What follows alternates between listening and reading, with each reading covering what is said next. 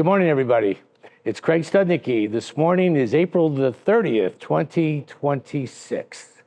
Today I'm presenting the Miami Report Q1 of this year. Took us an extra week to put this information together because we're very conscious about making sure that the information we share with the real estate world as pertains to Miami is accurate. As a reminder, this is our 17th year publishing the Miami Report. It began in the summer of 2009 when the media friends from New York, specifically the New York Times, decided to write a story about Miami in the aftermath of the financial collapse of 2008. Oh boy, did they get their information wrong. And oh boy, did they paint Miami in a bad way. They basically said that there was about 10 years of inventory for us to sell. And they overstated the amount of inventory that was for sale because of what happened in 08. So my co-writer, Athena Rosano, and I got busy. And we found out that their numbers were way off. So was their time frame. It wasn't 10 years, it was 2 years. And all that inventory, all that excess inventory, because of 2008, was sold. I personally, that's when I kind of fell in love with Miami, because I realized how resilient she is. And I also realized how attractive she is. So from 2009 right through 2019, we publish this Miami Report once a year, giving you two sides of the coin. One is supply, the ever-changing supply, houses and condos. And then the other side, demand. There's nothing static about either one of them. Real estate's a very dynamic business. Both the supply side and the demand side is constantly shifting for a variety of reasons. So we endeavor not just to give you the numbers, we try very hard to give you the underpinnings, the why as to why things are changing on both sides. I promise you Q1 is no different. So let's get started. And we always start with the headlines. Now remember, this began in 2009 when the New York Times decided to give Miami a little bit of a kidney punch. And they were wrong. Things have changed though. I don't have to suffer so much with negative articles about Miami. It's as if all of the media, particularly in the New York area, have acquiesced to the simple fact that Miami is kind of an outlier. In other words, and Miami is Fort Lauderdale, and Miami is West Palm Beach. In other words, no matter what happens in the United States, South Florida just operates differently. And it has everything to do with how attractive she has become in so many ways, which we will get into in the Miami Report. So here's a few headlines. Realtor.com in January, that would be the first month of this quarter, finally revealed the wealth migration fuels South Florida $10 million plus sales. $10 million is still a lot of money. And we're going to cover that in today's report with some real data. Fox News, I'm loving getting Fox because Fox is based out of New York. And even they're now talking about, look at this, over 126 million in sales in 60 days. Florida real estate tycoons say the blue state wealth migration is now permanent, even though Florida really is a red state. And finally, we got a little bit of the other side of the media coin, mortgage rates. We're going to talk about that too, because mortgage rates were on a nice slide, another, I'll call it the southern slide. They were going down, down, down. And simply put, every time mortgage rates go down, thousands and thousands of people enter the real estate marketplace. Just here in Florida, forget the US. I mean, so much bigger than the US. And why? Because people perceive that now's the time to get out there and buy. What's the old expression? Marry the house and date the mortgage rate? Well, that is true, but still people are somewhat hesitant when mortgage rates are a bit high, and they're not when mortgage rates start going down. And you'll see how mortgage rates affected buying behavior in Q1. So with that said, let's start with the data, and we're going to talk about these $10 million transactions in what I call a home. I live in a condo. That's my home. Some people sometimes get confused when we talk about houses and homes. A home is where you live. A home is what keeps the rain off your head at night. So all we did was we took all the condos and all the houses, we put them together in South Florida, and we measured transactions over $10 million, as Fox News like to focus on, as well as Realtor.com. And look what we found. In Q1 of this year, we had a record number of transactions. There were more transactions, closings, of homes, condos and houses combined, Miami-Dade County, Fort Lauderdale, Broward County, Palm Beach County, than ever in the history of South Florida.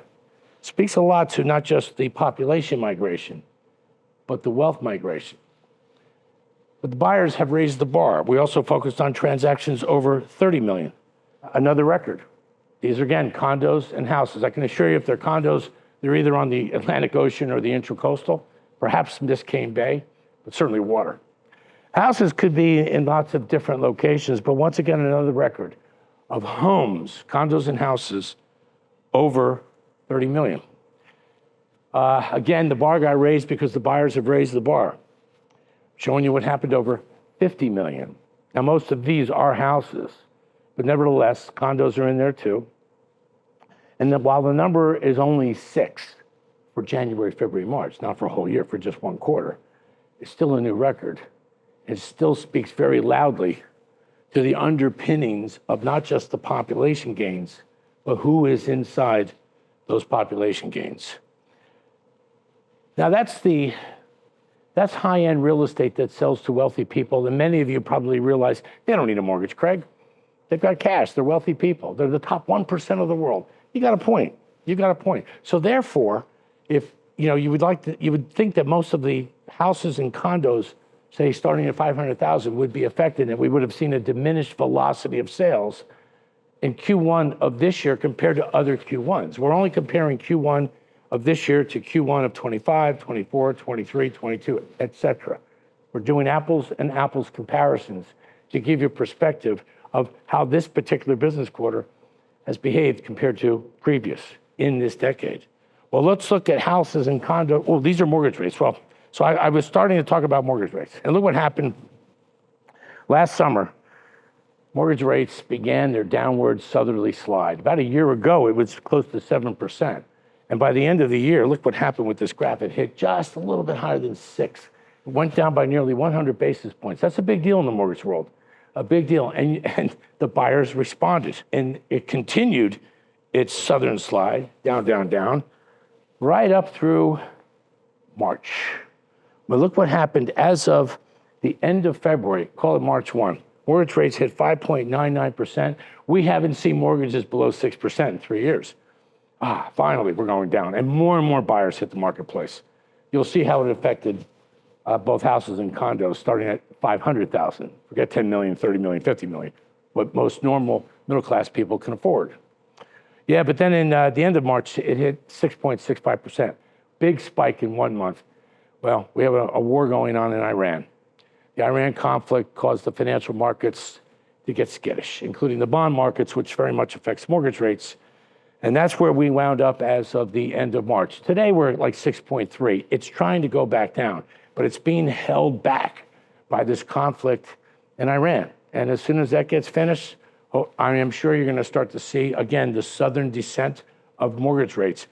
Back in January, the Mortgage Bankers Association, Wells Fargo, Fannie Mae were forecasting mortgage rates in the mid-5s by this summer. Well, obviously, that's being adjusted. No one's really forecasting right now where they might be until they have a better idea of when the conflict on the other side of the world resolves itself. But still, at 6.65%, you might think that affected the velocity of houses and condos in Q1. Well, no. We sold between 500,000 and 2 million houses and condos combined, all locations in South Florida. We sold more of them in Jan, Feb, March this year than we did in previous Q1s. Yeah, in fact, we sold more than we have in the last 4 years, despite what happened with mortgage rates in Q1, in March rather. 2 million to 10 million? Again, more transactions closed in Jan, Feb, and March than in the last 4 years. It's interesting, isn't it? It's not just about the population migration. Within the population migration is a wealth migration. That's demand. We're going to get into that a little bit in this Miami report. But you can see how resilient South Florida is. When I refer to it as the outlier, this is an example of why. MLS resales.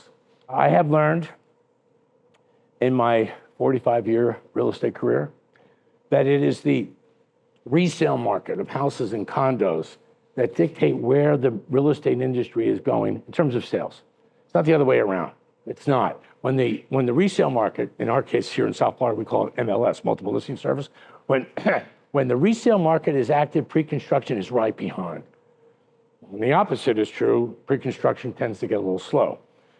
Well, let's look at first the single-family home market and start with inventory. When we compare Q1 inventory to Q of this year compared to Q1 inventory of last year, we simply have less. Yeah, we have less. And when you consider the demand curve, I think you can pretty much conclude that that will continue to go down, or even if it stays the same, prices will get adjusted this way. Kind of boils down to supply and demand curves. I'm offering a little glimpse into what we call the A, B, and C houses as well. The A houses are typically on the ocean, the intracoastal, or the bay, waterfront. Usually they're less than 15 years old. Most of them are contemporary in architectural design. There's only 140 of those for sale in Tri-County, in Miami-Dade, Fort Lauderdale, Broward, and Palm Beach. Only 170. There's about 2,000 what we call B house. B house looks just like the A, it's just not on the water. 2,000, not very much. No, not very much. And then the rest are what we call C houses, which average about $1 million, which we need in order to accommodate the population growth, particularly these young families that are discovering South Florida, because most of them are following these Fortune 300, 400, and 500 companies that are relocating here to South Florida. Single-family home transactions, well, not only do you have less inventory, you have more velocity. In Q1 of this year compared to other Q1s, you sold more. You sold more, and that's despite the fact that mortgage rates decided to go up in the month of March. Welcome to the outlier. It's South Florida. Now we're into condos. And this is where I think you're going to find, as we did, the condo story is changing here in South Florida. It's actually quite remarkable. Because as I said earlier, there's nothing static about real estate. It's highly dynamic. It will change like this, whether we know it or not. There are less condos for sale now in all price categories, in all age categories in South Florida now than there was a year ago. In fact, it's kind of very close to what we had a couple of years ago. But within the 19,000 condos that were actively for sale in the resale market at the end of March, we noticed that less than 10% of those were less than 10 years old. In other words, they were built in the last cycle. And Athena was saying to me, yeah, there's an awful lot of transaction activity happening within condos less than 10 years old. I thought it was because it's a long way from 30 years. Remember, 5 years ago, we had a little bit of an accident on the beach in Miami Beach in Surfside. And as a result of that, the state of Florida enacted these milestone laws, which basically says that every condo in the entire state of Florida, over 30 years and more, must hire structural engineers, must examine the structural components of a building, and bring those buildings basically up to code. Most of those older condos don't have the cash to make the repairs. Most of the older condos are issuing what we call special assessments to these unit owners, and they're kind of pricey. I can tell you, without you having to do any of the homework, the slowest velocity of sales is within that group. 30, 40, 50-year-old condos are still selling very slowly because of the problem with special assessments. But why is this focus on condos just less than 10 years old? Is it because it's a long way from 30 years? Well, then I started thinking, I've been here for 34 years in Miami, and I have been working mostly for developers managing pre-construction projects. I have never seen such a preoccupation from developers about amenities, ever. I mean, this one brags me, he's got 20,000 square feet of amenities. This one says I have 40,000 square feet of amenities. This one, I have 65,000 square feet of amenities. I think the Mandarin Oriental on Brickell Key is bragging that they have in excess of 90,000 square feet of amenities. Well, once you get past the total square footage, then they start articulating what's in there. In other words, they describe what's in all that square footage of amenities. Amenities. What is it about amenities? Well, I'll tell you what it is. See, the buyer profile changed. Welcome to the dynamic nature of real estate. Since COVID, most of the folks that are buying condos in South Florida are planning on living here permanently. These aren't just vacation homes. Now, the amenities we got away with in the 90s and the 2000s, that was almost perfect for that profile when the majority of the condo sales were people buying second homes, or investors that were thinking about just buying them and renting them out because the long-term picture of price appreciation in South Florida, pretty good. No, that's not what's happening now. Let me walk you through the data. Give me a few minutes of this data. I think you're gonna see it just like we do. But first, let's talk about the amount of supply that's available in the multiple listing service that's less than 10 years old. This shows a total of 1,500. Remember, there's 19,000 condos currently for sale in MLS. Less than 10% of that is less than 10 years old. In Miami-Dade, you have about 1,200. In Broward County, you have 191. Palm Beach County, you have 119. Might as well be zero, less than 10 years old. You don't have a lot to choose from. Let me show you what happened last year with the transactions in that age category. Forget the prices. Just look at the age category. Less than 10 years old. Last year in Miami-Dade, there were 1,700 closed transactions. Most of the time, we were dealing with super high mortgage rates. You have 1,200 for sale now. My guess is you have less than 9 months of inventory. When you look at Fort Lauderdale, Broward County, well, last year there were 362 trades. There's only 191 for sale currently in MLS. Folks, that's less than 6 months of inventory, less than 10 years old. Palm Beach County, I said might as well be zero. You closed nearly 500 last year in a high mortgage rate market, and you only have 119 currently for sale. Now, these will all get sold more than likely in the time frame I just suggested, and they will be replaced more than likely by other condos for sale. But at the current price, no way. Forgive my strong opinion in that regard, but it is grounded in 34 years of living here in South Florida and a 45-year plus career in real estate. No way. Let me show you now what I mean by amenities.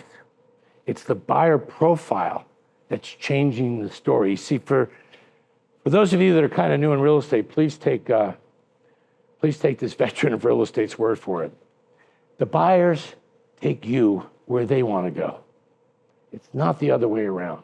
While you may think you're going to promote certain types of real estate because that's where you think the buyers want to go, the buyers that are moving here, I'm not talking about investors, I'm not necessarily even just talking about second home vacation sales, talking about mostly the market that dominates right now, the end user that's planning on moving here, maybe not tomorrow, but in a year or two or three, they're moving here.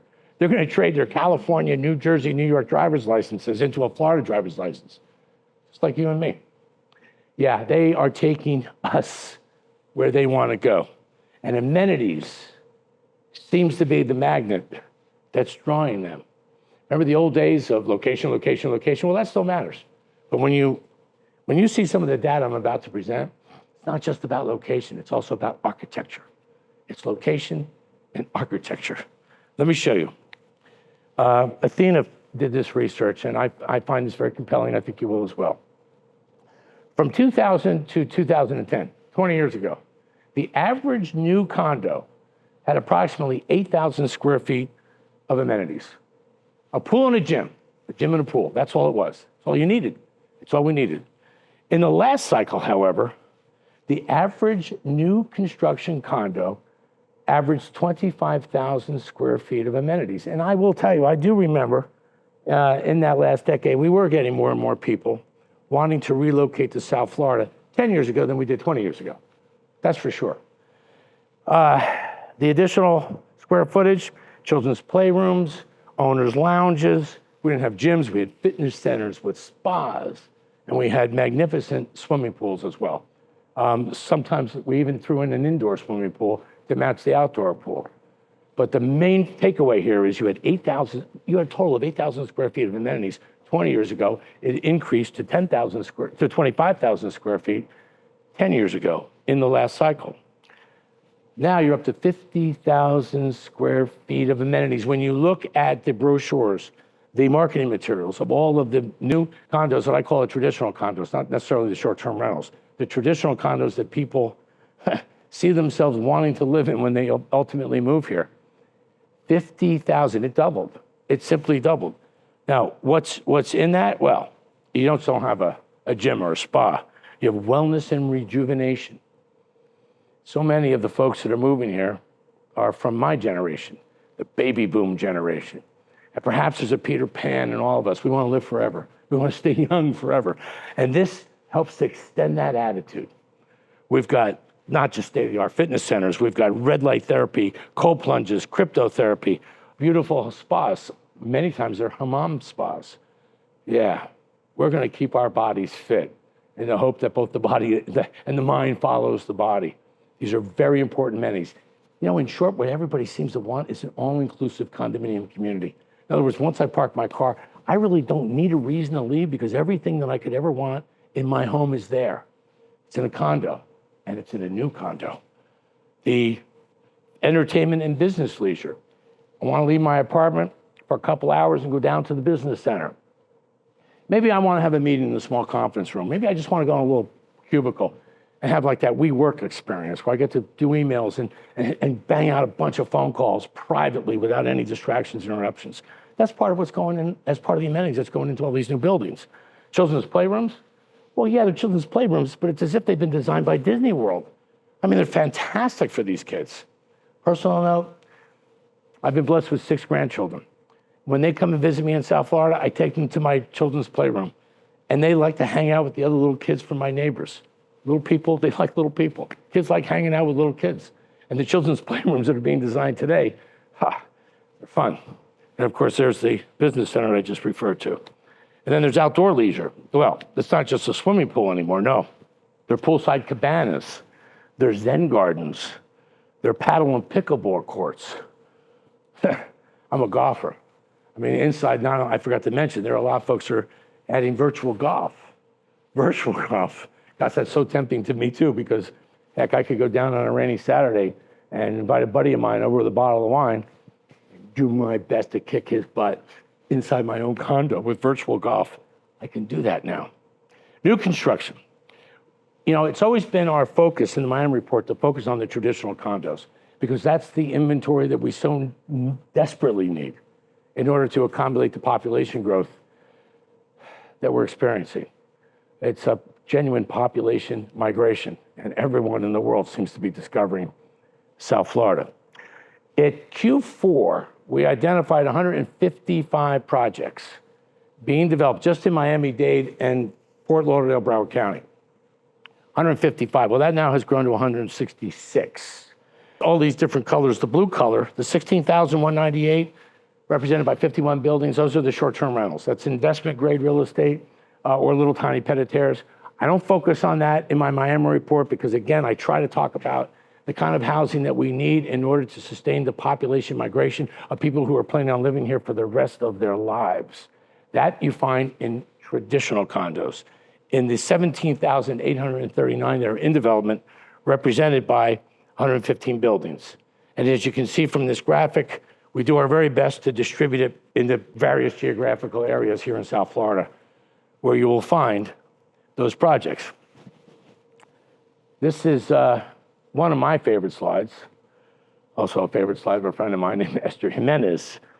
This gives you perspective. In the 2000s, when we weren't building a lot of amenities, there were nearly 59,000 condos that got developed in Miami-Dade and Fort Lauderdale, Broward counties.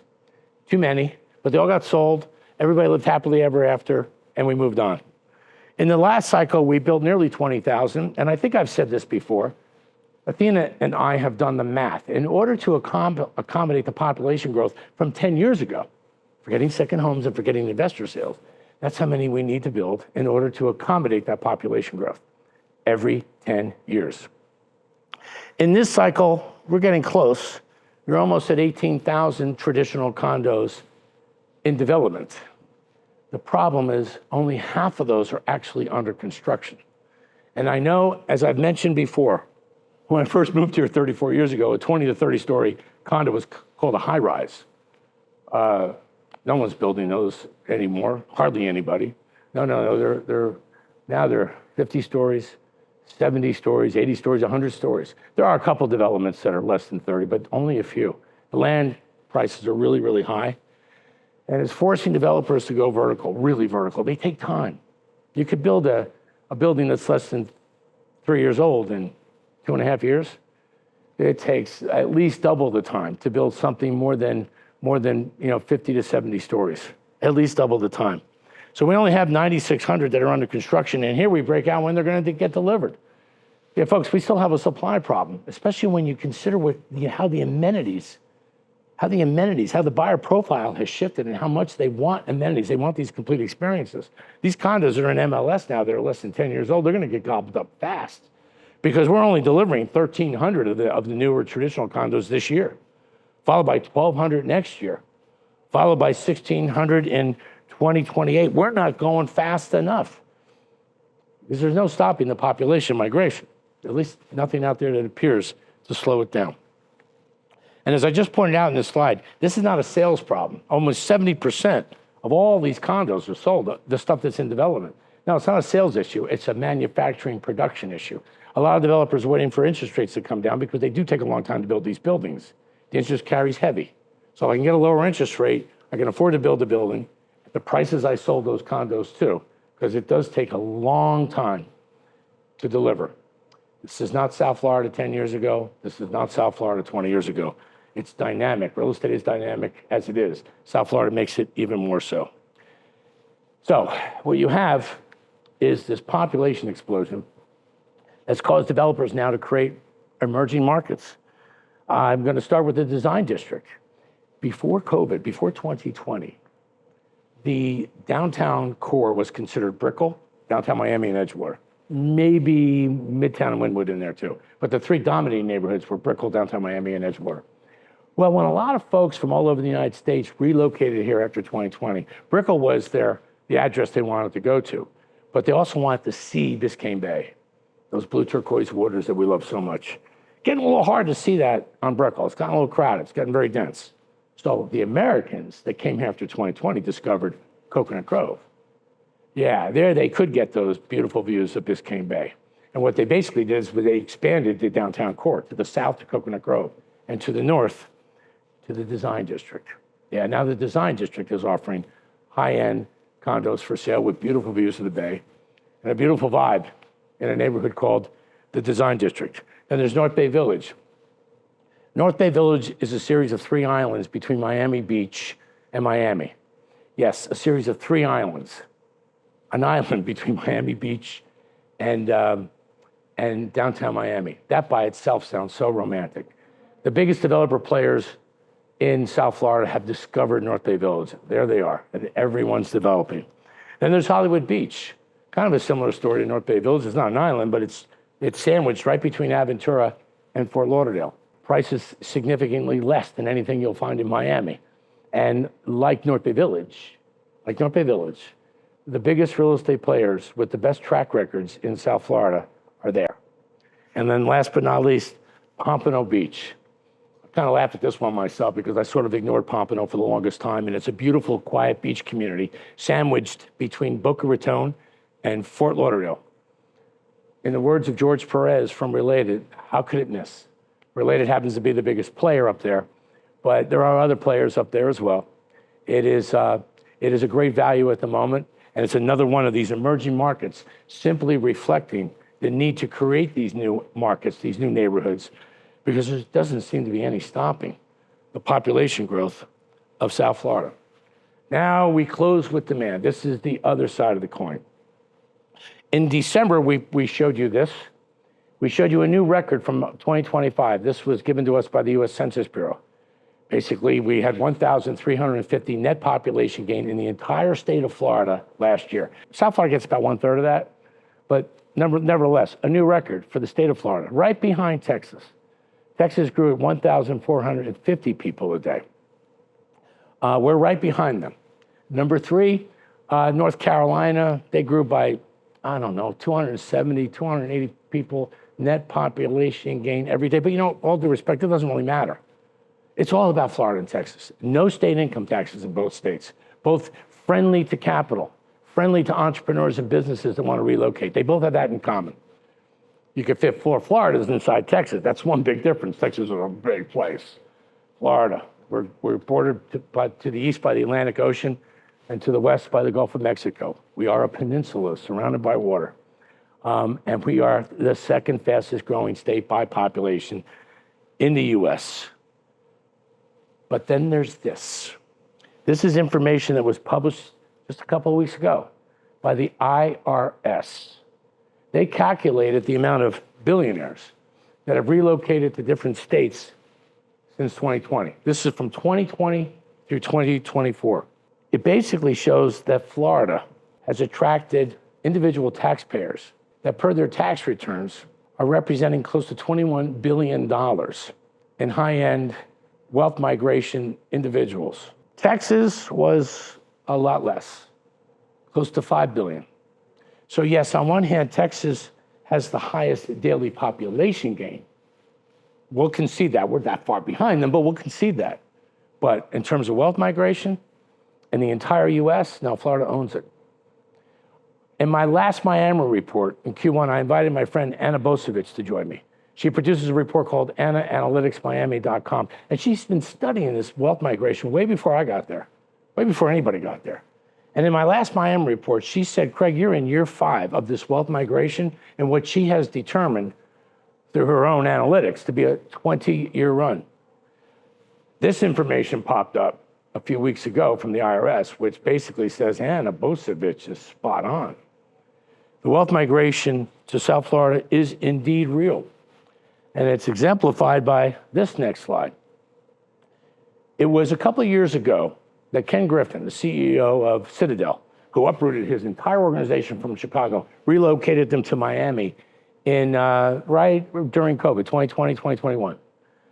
He said that Miami could very well be the model city for US business in the 21st century. He said that, and honestly, when he said it, I thought he was a little bit over his skis. That was in 2021, 2022 when he said that. Well, this is 2026. Just look what's happened. You've got 2 co-founders of Google, Larry Page and Serge Brin, have relocated and call Miami now their permanent home. Mark Zuckerberg, CEO of Facebook, has relocated and it's called Miami Beach, specifically Indian Creek, his permanent home. You have Howard Schultz, CEO of Starbucks Coffee, who made a lot of headlines a few weeks ago when he bought a condo on Miami Beach, created a record of $8,000 per square foot for that condo. Yeah, that was a record price for Miami Beach. Recently, Swire Properties has announced that they sold a pre-construction penthouse apartment at Mandarin Oriental here on the mainland. That's not the beach. That would be the mainland. For $50 million or $6,300 a square foot. Yeah, now you've got Miami Beach prices discovering the mainland. Now this ignores Jeff Bezos. I don't mean to ignore Jeff Bezos. He was here before these guys. He's the CEO of Amazon. And of course, I already mentioned Ken Griffin from Citadel. Yeah, they all call Miami now their permanent home. Their permanent home. This is the tip of the iceberg of the wealth migration that is, according to Anna Bosevich, in early momentum for South Florida. I'm closing with a kind of an interesting story. Last week, around this time, I received a phone call from the New York Times asking me about a bunch of things about South Florida, including, hey, Craig, when's your next Miami report coming out? I said, next week. So at the end of the conversation, this lovely lady said, so are you still getting all those athletes and those actresses and actors and artists, all those celebrities that are coming down to South Florida? And it hit me like a ton of bricks, like, wait a minute, wow. She's bringing me back to the days when Ocean Drive magazine, for those of you that have been around, you know what I mean. Ocean Drive magazine wasn't a magazine, it was like a book. Couldn't wait to get it. It came out once a month. I'd get it, it was like a catalog of all the real estate offerings that were being offered here in South Florida. And yes, it had pictures of athletes and actors and actresses and artists that were celebrities that were calling Miami either their second home or permanent home. But yeah, we were filled with all of that, yeah. And I told this woman from the Times that story. Her name is Linda. I forgot her last name, forgive me. But I said, Linda, you bring me back to the days of Ocean Drive magazine, the 90s and the 2000s, when that was all the cocktail party conversation here in South Florida. But not anymore. The guys on this screen, together with Jeff Bezos, together with guys like Ken Griffin, those are the new celebrities. These CEOs of these major companies are who we talk about. This is the new celebrity of South Florida. Listen, South Florida is still fun. Today it's 83 degrees, not a cloud in the sky. 2 weeks ago, we had the We had the Miami Open here. This coming weekend, we have the PGA of America returning to Miami. A couple weeks after that, we've got Formula One coming. For the first time ever, we have the World Cup, playing some serious games here in Miami. Oh, no, we still have a lot of fun here. This is still fun. But these CEOs are influencing the change of the culture of Miami, which is Fort Lauderdale, which is Palm Beach. I suspect that Ken Griffin was not over his skis. This is looking very much like the model city for U.S. business in the 21st century. I get to see all of you again in July when we produce and present the Q2 Miami Report. Fasten your seatbelts. Real estate is dynamic, definitely not static. And South Florida, amongst all the markets in the U.S., is demonstrating itself to be, or herself to be, the most dynamic. I'm looking forward to seeing you all in July. Until then, I wish you all the best of luck. Bye-bye.